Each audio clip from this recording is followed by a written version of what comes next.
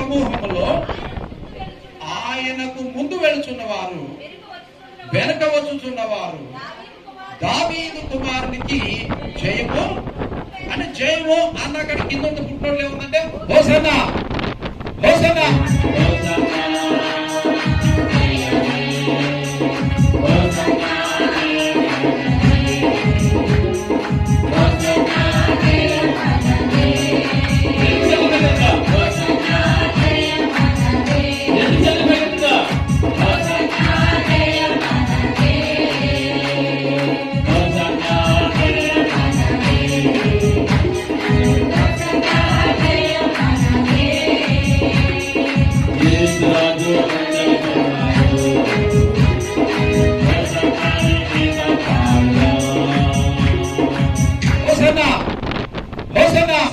అంటుంటే అక్కడ పరిచయం చూశారు, అక్కడ శాస్త్రులు చూశారు.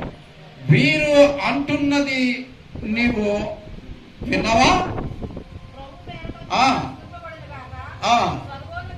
సర్వోన్నతమైన స్థలంలో జయము వచ్చినప్పుడు ఈయన ఎవరో అని కలవరపడ్డదంటే పట్టణం అంతా కూడా. ఆయన పుట్టినప్పుడు కూడా ఏ రోజు తన పరివారం అంతా కలవరపడ్డారు. ఆయన మరణించినప్పుడు దేవాలయం తెర మరి కింద నుంచి పైకి చిరిగిపోతే కలవరపడ్డారు.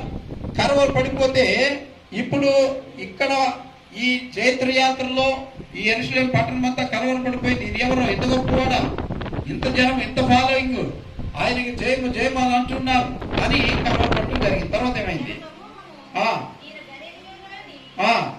గలిలయలోని నజరేతు వాడకు యేసు అని చెప్పి యేసు దేవాలయంలో ప్రవేశించి అక్కడి అసలు మ్యాటర్ ఇదండి.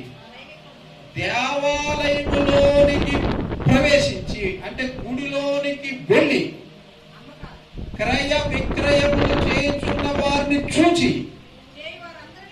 వారందరినీ వెళ్ళగొట్టి గోగల మార్చువారు, బల్లలు, పువ్వులమ్ముకుని వారు, పీఠములు పడద్రోసి నా మందిరము ప్రార్థనా మందిరము అనబడు.